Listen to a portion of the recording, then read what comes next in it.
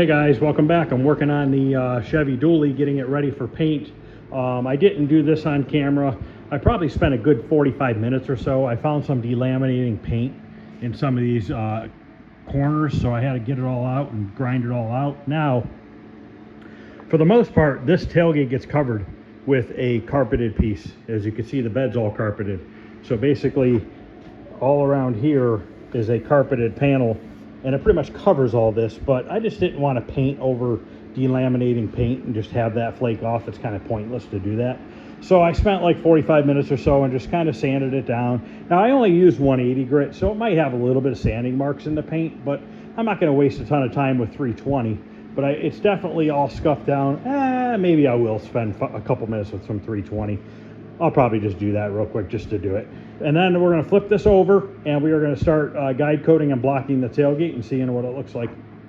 Okay, let's throw some guide coat on here, and then we're going to hit it with 180 grit sanding block on my vacuum system. I'm using a 12-inch block. I like to use 180 grit.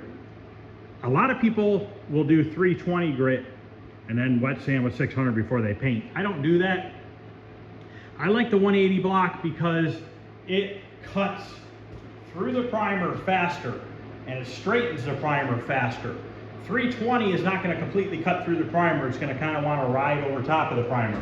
So I hit it with 180, and then I use 320 on my DA sander with a 1/2-inch foam pad. And what this 1/2-inch foam pad does is it does not let the DA sander dig into the primer and cause ripples in the paint. So once I've gotten it straight with the 180 on the block, I hit it with 320 on this. And this being a DA with this pad with 320, in my eyes, it's equivalent to like 400 grit, because a DA always sands a little smoother than if you were to sand by hand. So I always think that when I 320 with the DA with the foam pad, it's equivalent to 400. And I never really have any issues with sanding marks showing in the future. So let's grab some guide coat here and we'll put it on here. Now this guide coat, this original canister that I bought is true guide coat. Came with this applicator handle pad thing. And once I ran out of the powder in here, rather than spending $30, $40 for another one of these, I went to Home Depot and I bought a container of black chalk line chalk and put that in there. It was a couple bucks. It was maybe $5, and I was able to fill this thing a couple times. So it's way cheaper to just use chalk line chalk from Home Depot or Lowe's, Menards, wherever you have around you. To me, it's a waste of money to keep reordering this stuff. I know you can buy this stuff with the refill and not buy the applicator pad, but it's still $20 some, and you're just going to sand it off on the floor anyways. You can see this stuff works just as good as the regular guide coat. I like using dry powder. A lot of people use a spray can. I just prefer dry because that's what I've always used. I've used spray can in the past. I don't have a problem with it. It's just, to me, this is just a little bit easier for me. I'm just used to it, I guess you'd say.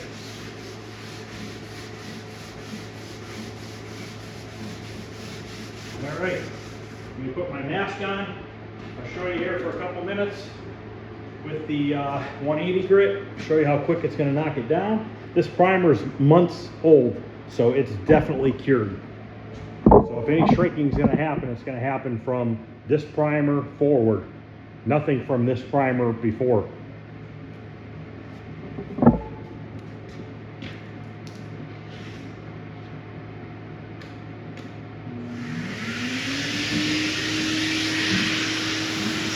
I don't want to push real hard. Kind of let the sanding block do the work.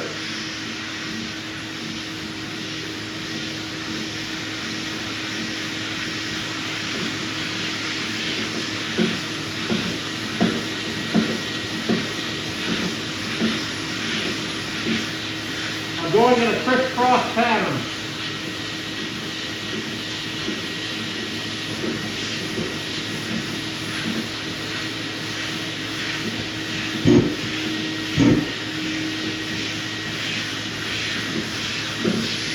So just by me doing this a little bit, I could tell it's going to turn out real flat by how quick it's knocking it down.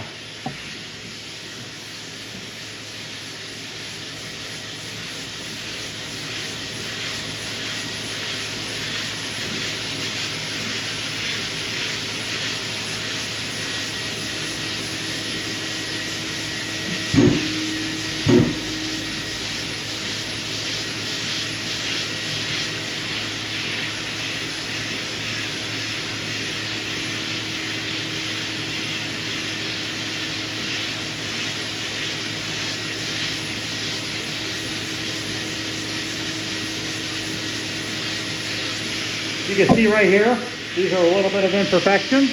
Those will come right out. What that is they had an emblem right here, and it was double-sided tape.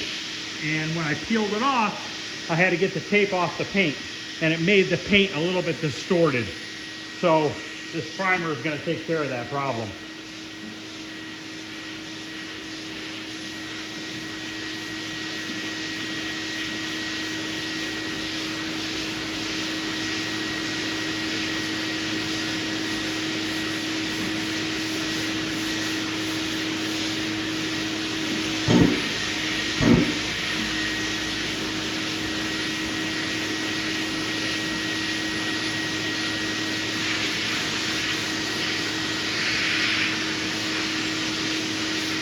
And you can see it's gone now.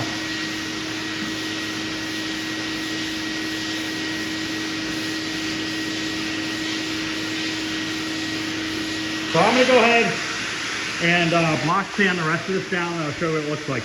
I'm not going to spend a ton of time today showing you all the sanding process because the paint job is going to take a while. So I'd rather film that than me block sanding primer down all day. Okay, tailgate blocked out perfectly. I even did the body lines. Ran the block down the body lines to make sure that they were straight as well. I see nothing low. Any white showing was, I don't even think it would really be considered high because it was the edge of the panel. The white is the original pearl paint job underneath. So now I'm going to show you real quick 320 with the DA.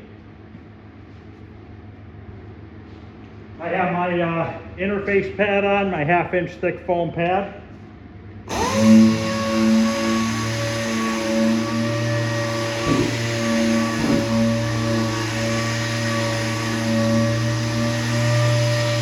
I'm keeping the sander nice and flat. I'm not pushing down hard.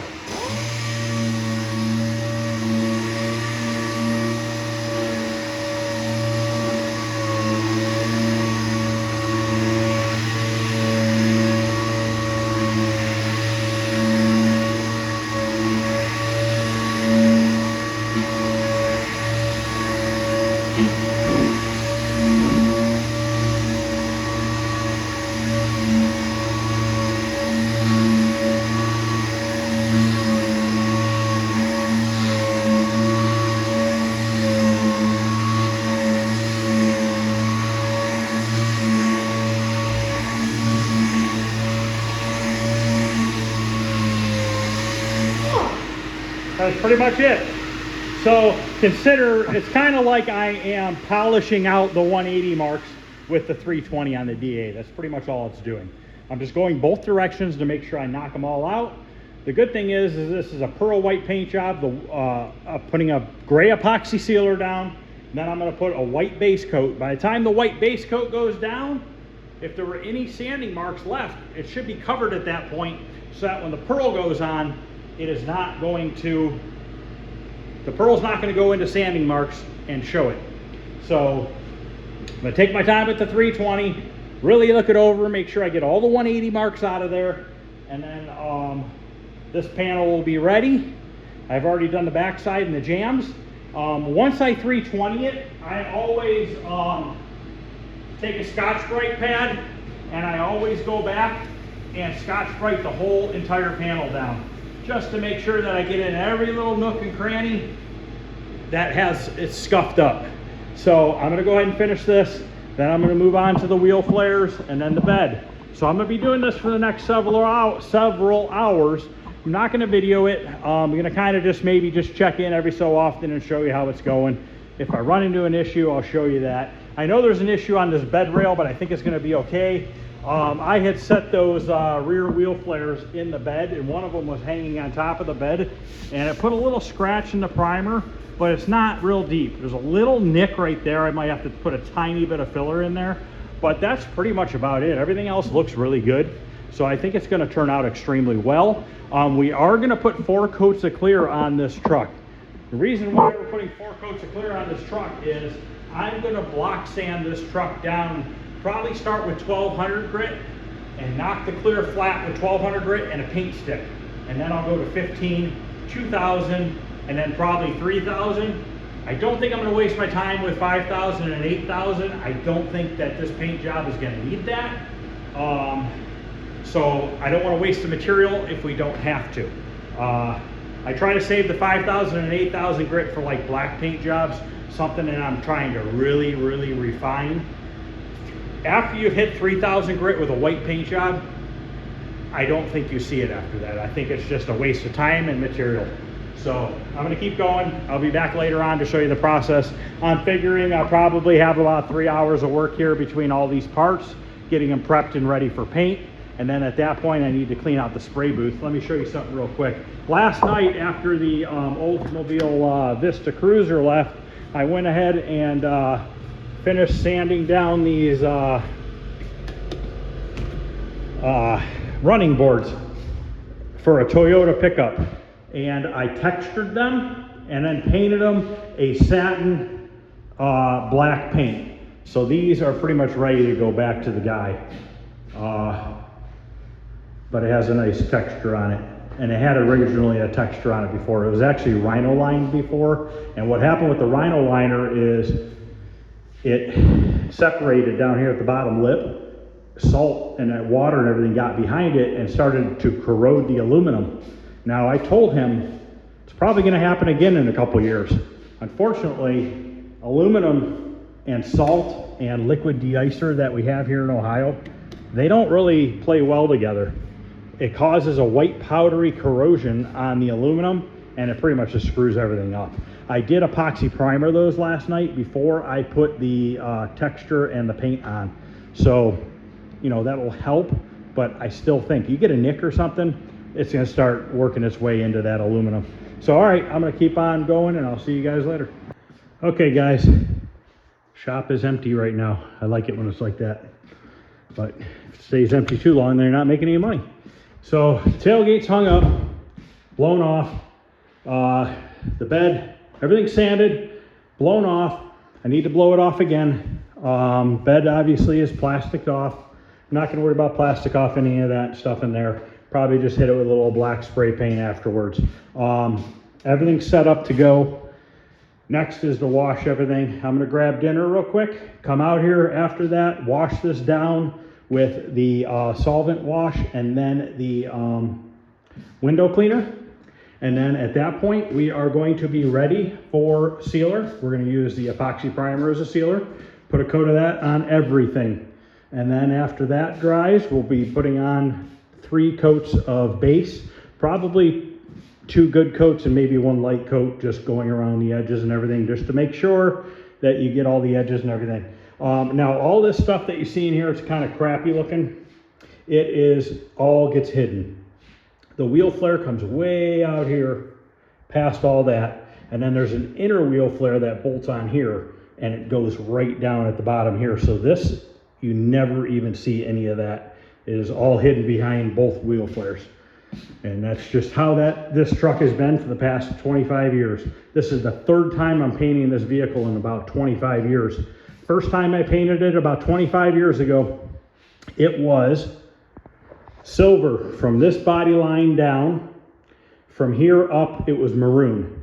And it stayed like that for a few years. And then he wanted to put a newer front end on it. So we tore the truck apart, put a newer front end on it. I think that was the time that we did the suicide doors, but I'm not positive. I don't remember if we did it for the silver part or for the white part, but I know at some point we did suicide doors on it, changed the whole front end out, bumpers and everything, fenders, hood, all that stuff. And originally the hood, when we put it on there, it tilted to the front. Now we're putting it back to normal where it tilts up normally. But so we had done pearl white, and it stayed pearl white for probably close to 20 years. And then it was in an accident, and it came here. It sat for a while. I got busy with other things in life, and now it's time to get back on it. And he just wants it to go pearl white again. That's all he wants. As you can see, there's a lot of areas where I broke through to the pearl white because I didn't need to do a ton of body work or filler priming. I just wanted to go over everything. I fixed a bunch of rock chips over the past 20 years. He probably put almost 100,000 miles on this truck and paint job since it was pearl white. So he drove the crap out of it. And we ended up putting door handles back in the doors themselves on the truck. We had shaved them, just like the tailgate's shaved, but you can get to the tailgate from the inside. There's actually an inside handle. But you can see here, obviously, we shaved it. This right here is a camera, a backup camera. It's taped off, so the lens doesn't get paint on it. But yeah, so we ended up putting like a 2003 to 2008 GMC door handles on the truck. So I had to cut the doors apart, weld in new pieces of metal that I took from the junkyard, cut them out of doors, and put the pockets back into the doors. And then I'm going to paint the truck and everything, and it's going to leave without door handles in it because they are going to hook up the cables and figure out the mechanisms and everything. It's still suicide doors. It's staying suicide doors.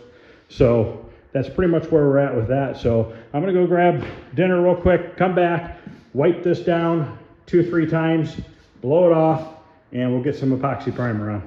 Okay, I've blown off the parts again. I'm going to use wax and grease remover first. I'm going to do this off camera. I'm going to saturate all the parts, let it run down the parts, drip on the floor a little bit, then wipe them off, and then we're going to come back with the glass cleaner and clean them, clean the parts again. I'm going to take some tape. This is a white paint job, so probably have to get another rollout. I'm going to tape the hose that I'm spraying with. The hose obviously has overspray on it from painting, but when you're doing white, you want to try your best to do everything you can to keep dirt from getting into the white base coat and the white pearl. You start getting dirt into that, then you got to sand it out, or do whatever you got to do to get rid of it, because if you don't and you clear it, that dirt's stuck there then. So it definitely helps to tape the hose off as well, and then make sure you don't throw it on the floor. You just hang it up on the wall, and that'll keep it the dust down. And you don't have to do the whole hose, but you want to at least do like 4 feet of it. So I'm going to go ahead and get this wax and grease remover done, and then I'll be back.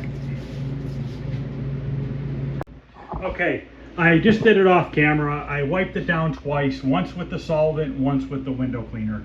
I've blown them off, the parts off 3 times now. I'm going to mix up some epoxy primer now. I'm going to put a spray suit on today to also help with make sure I don't have anything on me that's going to get on the paint job. I still have to tack rag it off, but I'll do that right before I get ready to put the seal around. So this is a 2-to-1 mix. I'm going to put a little bit of reducer in it just to thin it out. It's an epoxy primer. And then we can start getting this on. Just a nice, smooth, even coat. Cover anything up. There's only a couple little bare metal spots and maybe 2 or 3 little spots that I broke through to some filler. So we just want to make sure that we seal all that up, because if you don't do it, what will happen is your paint is going to sink in to that body filler that is visible, and it is going to turn a different color than the paint itself. And you can get rid of it sometimes by putting more layers of paint, but then you also run that risk of sometimes that doesn't work, and after you clear it the next day you see that spot. So I'm going to go ahead and get this mixed up, get a spray suit on, and open up another hardener, and we'll go out there, tack rag everything off, and get the first coat, or get the coat of epoxy primer on. All right, this time when I tack cloth it off, I'm not going to blow air because I've blown them off 3 times already. So I don't think a 4th time is really going to make any difference.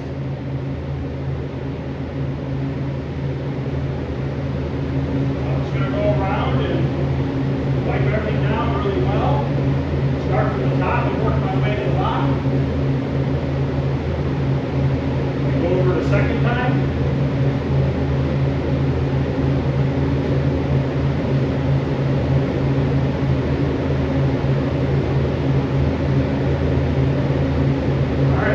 Do this with all parts, and then we're going to put the sealer on in a couple minutes here. Let me show you this real quick.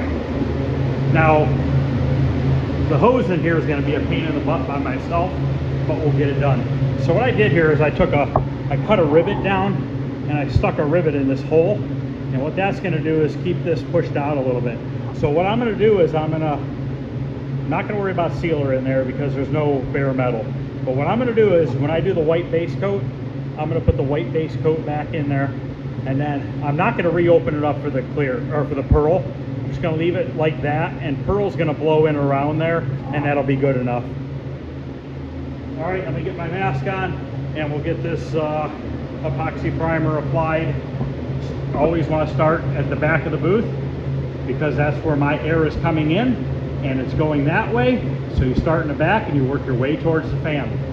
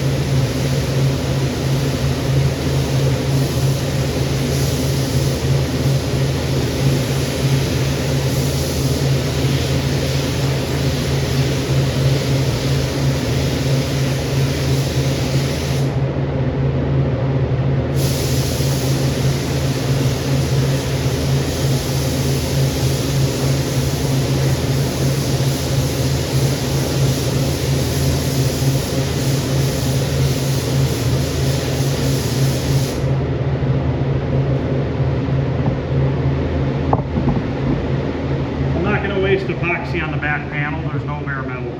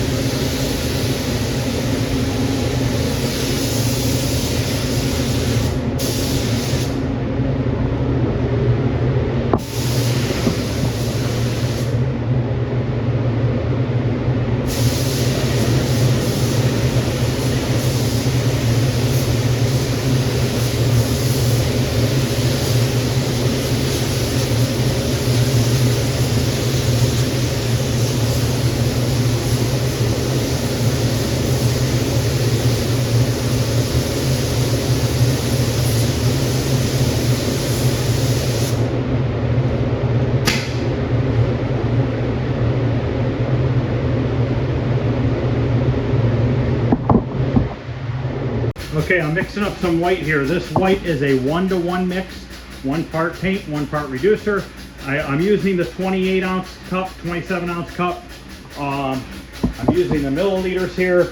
I'm at just about 450 because it stops here at 800, but I know by the spacing here, if I just come up to about there, just a little bit above the 800, I know I'll be right at the halfway mark. And it's okay if I'm a little bit under. It's not going to hurt anything. And then we can start putting on the white. It's just about set up out there, probably a few more minutes. It's been about 10 minutes so far. I usually like to let it set for about a good 15 minutes. I'm going to stir this in the meantime. And we'll see how well this color goes on. From what I've done with spray outs, this color covers really fast.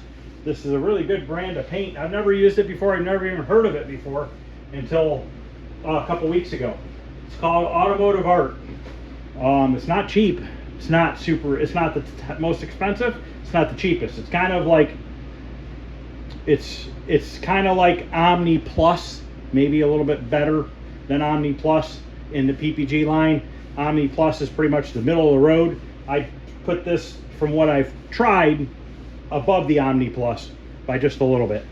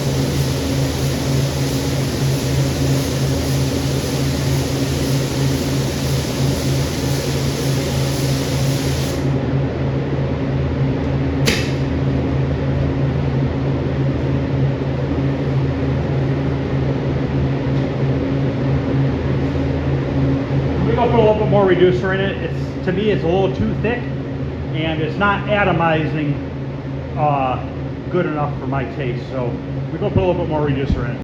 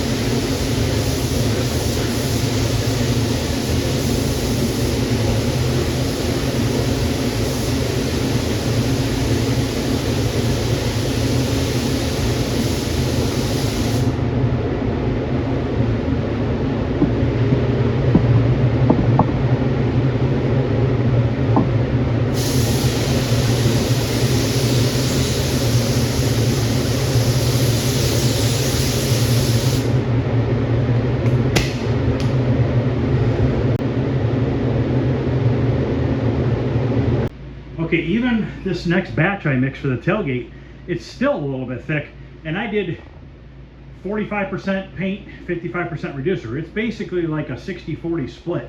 It's like 40% paint, 60% reducer to get this stuff to spray really smooth.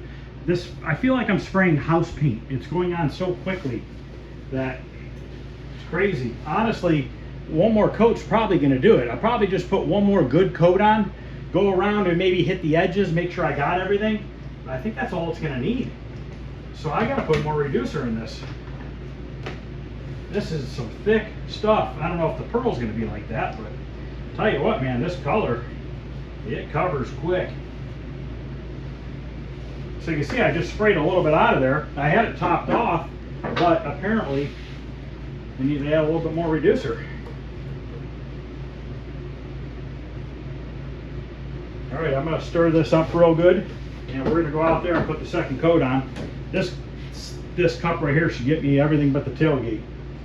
So, all right, I'm gonna let it set for a couple more minutes. Let me get this mixed up, and we're gonna go out there and start the second coat of white.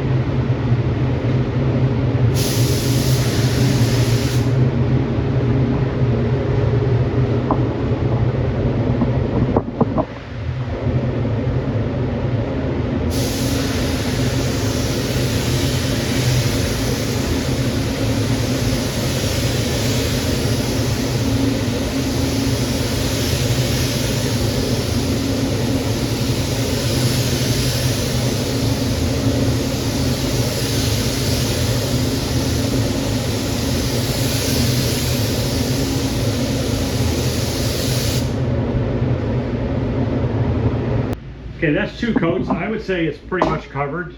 But what I'm going to do is I'm going to do a 3rd coat off camera.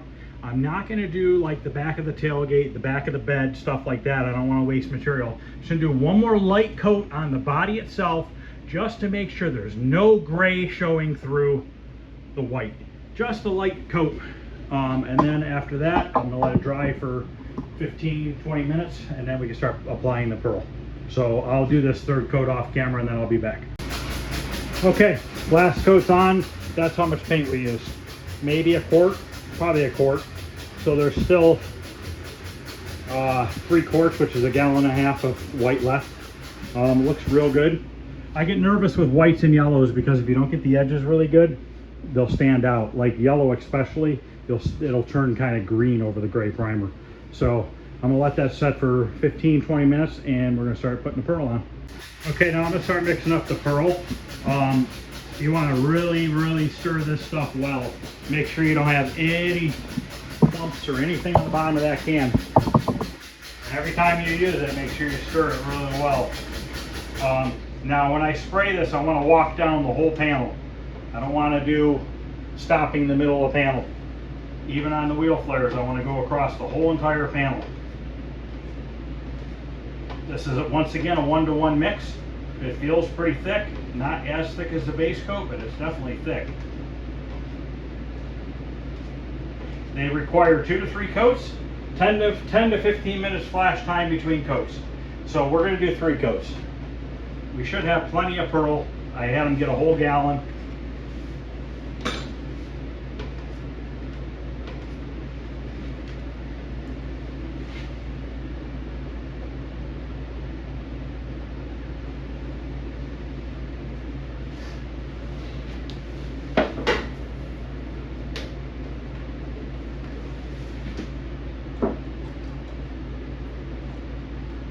I am not going to tack cloth off. As of right now, there is no dirt in the paint, no colored dirt in the paint. Not saying that there's not dust in the paint, but there's no particles that are black or brown or anything like that in the paint right now. So I don't want to put a tack cloth on it because I don't want to drag anything into it. So I'm going to go ahead and thoroughly mix this, get it in the gun, and we are going to go put the first coat of pearl on. Now my first coat of pearl, I'm going to skip the back of the bed and the back side of the tailgate. I'll get it on the 2nd and 3rd because I'm only going to put 2 coats of pearl back there. You're never going to see it. And like I said, the tailgate, other than the jambs, gets covered with the carpeted panel. So why waste a 3rd coat of pearl?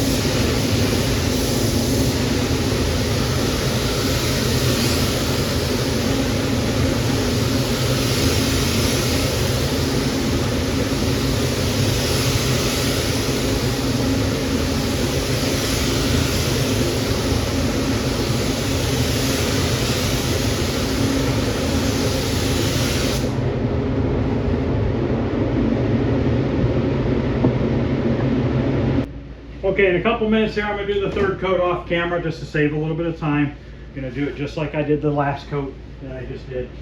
And then we'll wait 20 minutes before we clear coat it, just to make sure everything dries and kind of evaporates out of the base coat and the pearl coat. So I'm gonna give it a couple more minutes. Go out there, blow one more coat on it, start cleaning everything, the gun and everything up, and then we'll come back. Okay, let's go take a look at it. All 3 coats of pearl are on. It looks real good. Nice and shiny.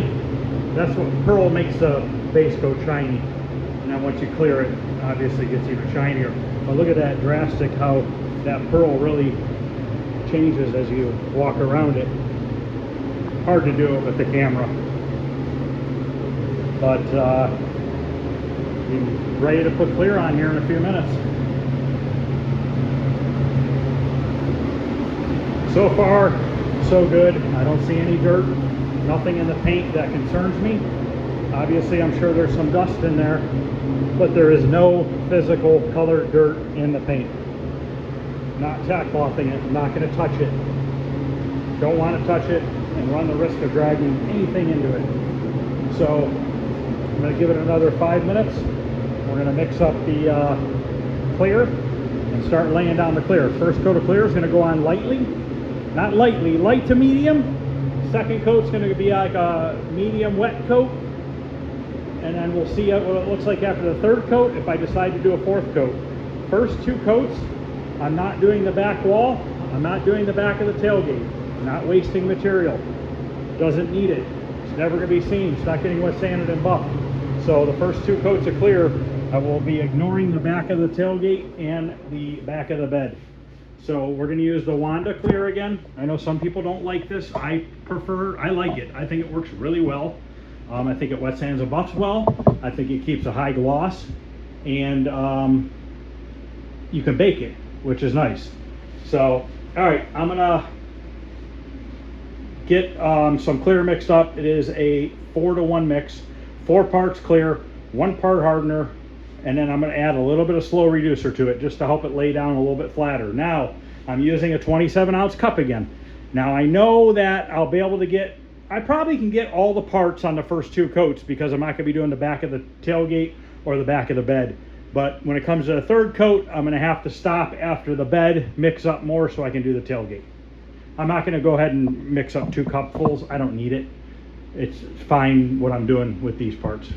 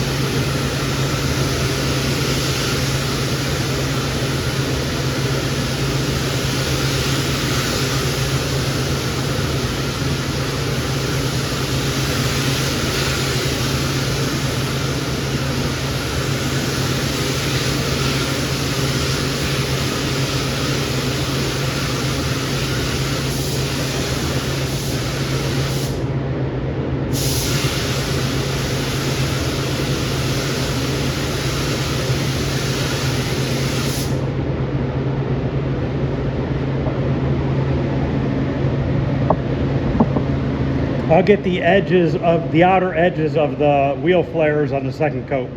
I didn't want to do it on the 1st coat and build up that edge too much.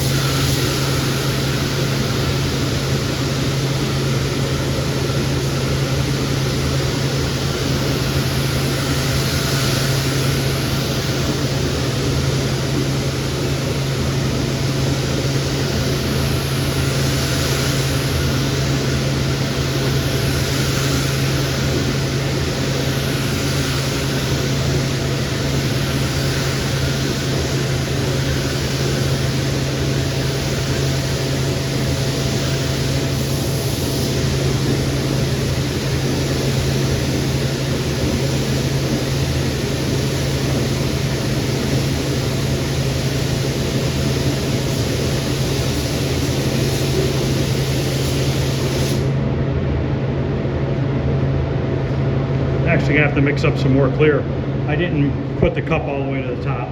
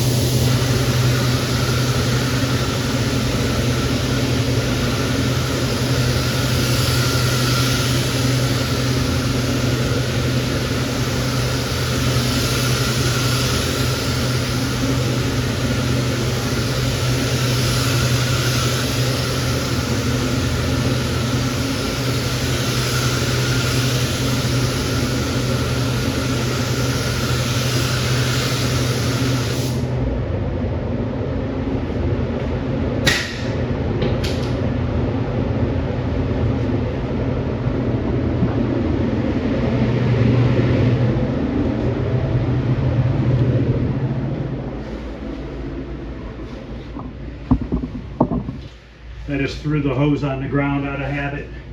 Gotta quit doing that. Coat number 2 looks really good.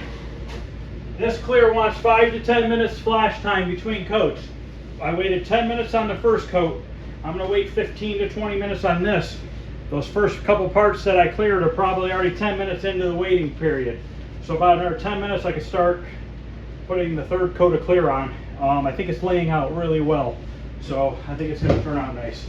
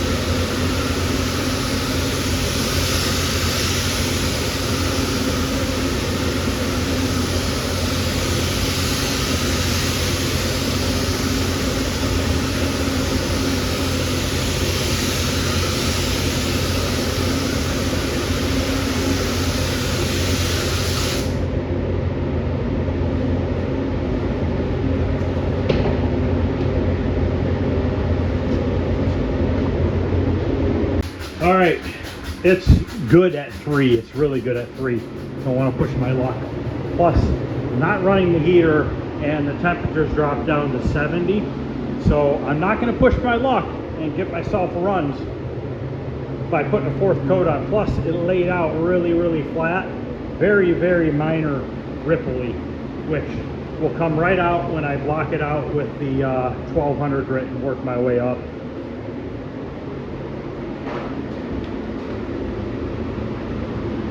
The only reason why I'm not turning the heater on and doing a 4th coat is I don't want to introduce any movement in the spray booth more than what already is going on. So I don't want to run the risk of causing dirt in the paint. This is actually really good, other than 2 bugs, which is a little tiny guy here that got in here, and luckily that's on the 3rd coat, so that'll wet sand out, and the same little one right there. It's like little gnats or something. They're very small. I'm not even going to try to pick them out because I know they happened on the 3rd coat, so I know they'll wet sand out. So I don't want to go trying to pick them out and somehow gouge the frickin' pearl or something like that underneath it. But everything looks really good. Very happy with it. So now all this stuff can dry. Next thing I'm going to paint is the tonneau cover. It's a hard tonneau cover. That'll get painted, and then after that, I'm going to get the truck into the shop tomorrow so I can start doing the final body work on that. Now the pickup truck itself, it's a 4-door. It's huge. I'm going to have to spray the jams for the truck outside. So I'm going to have to open up all 4 doors outside and spray the jams of the truck, because I won't be able to open the doors enough in the spray booth to be able to spray the jams correctly. So, and I'm not worried about it. I mean, they're door jams. It'll be just fine. But what I'll do is I'll probably paint the jams before I do the final sanding on the outside of the truck, because then whatever overspray gets on it, I'll just block it off when I'm wet sanding or buffing, when I'm sanding the truck down, getting it ready for paint. So after I get the tonneau cover, that's going to get done this week, and then start getting the final prep done for the bed, or for the truck itself. Now it's still missing a fender. I have the fender and it's all body work and ready to go on the truck, but I need to cut the fender in first. So I'm going to cut the fender in and put it on, bolt it on the truck. Same thing with the new hood. I'm going to cut in the underside of the hood, get it painted, and then I have to get it installed on the truck. But I'm not going to install the hood until, I probably won't install the fender or the hood until I paint the engine compartment. So I'll paint the engine compartment with those pieces missing. I'll paint those separate. I'll bolt it all together. And so basically when I do the engine compartment outside, I'll probably just do the door jams. And then at that point I can bolt on the fender and the hood and spray the whole cab itself in one piece. Front bumper, rear bumper, I'll paint them separate. It'll be good enough. You'll never notice it if it's a hair off. Long as I keep this consistency, I'm spraying at 29 PSI. I'm going to keep using the same gun. I'm going to keep it at the same pressure. 3 coats of base, 3 coats of pearl, 3 coats of clear. I'm just going to mimic it over and over, and it should be fine. Somebody had asked me the other day what I was using for a spray gun. They asked me if I was using a Black Widow, and I'm not using a Black Widow. This is like a Segola knockoff that Amazon sells, okay? It is a Aero Pro A610. This gun is badass. It works really good. I actually bought 4 of them. They're like 80 bucks a piece. I have SATAs in the cabinet, SATA 3000s, like 3 or 4 of them, and I haven't even been using them because I like the way this sprays better. This to me atomizes the paint better, and I'm spraying at a lower pressure with this than I was with the SATA guns. Plus the SATAs are getting old, they're getting worn out, they need rebuilt, they need some new parts and stuff like that. But somebody had recommended me try this, and I did, and I loved it. So I said, screw it. I just bought 4 of them. So it comes with a couple different tips. Today I used a 1-3 tip. I used a 1-3 tip for the color, the pearl, and the clear. And I will continue to use a 1-3 tip for the rest of the job. Probably would have had a little bit better luck with the base coat with a 1-4 tip because it was so thick, but I made it work. So this comes with a 1.3, I think a 1.5 and a 1.7. Let me look here. Yeah, this is a 1.5. I believe this is going to be a 1.7. It comes with a 1.3 in the gun, I believe.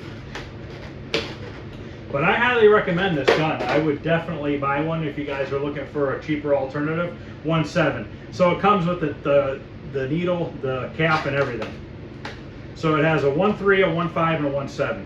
So technically you could spray primer with this with the 1.7. You know, like a 2K primer. I can't say enough good things about it, to be honest with you. I've sprayed with $1,000 spray guns, and I don't really think that this is much different. And like I said, it's $80. And you know what? Buying 4 of them, if it goes bad, I'll just throw it away and use a new one. I was going to make one of these a clear and one a base coat, but I've been having real good luck with just using the same gun for clear and base. That's why I have 4 different sodas, is because I was using one for primer, one for base, one for clear, and then I had a touch-up gun. But I kind of don't want to break these new ones out until the one I've been using fails or whatever happens with it. So I'm going to keep using them. I don't care that they're cheaper spray guns. You can see the results. You can see how they're spraying. Obviously, the first coat of base when I started putting it on, it was kind of spit and sputtering because it was just too thick. But that's it, guys. That's all for tonight. I did a little walk around with it and everything. So next video we'll be doing the tonneau cover, and also we'll be doing a video on working on the body and getting that ready for paint next. Thanks for watching, guys. I'll see you guys later. Oh, by the way, it's 12:30 at night on Saturday, and I'm just now done painting. So I'm going to bed. Thanks, guys.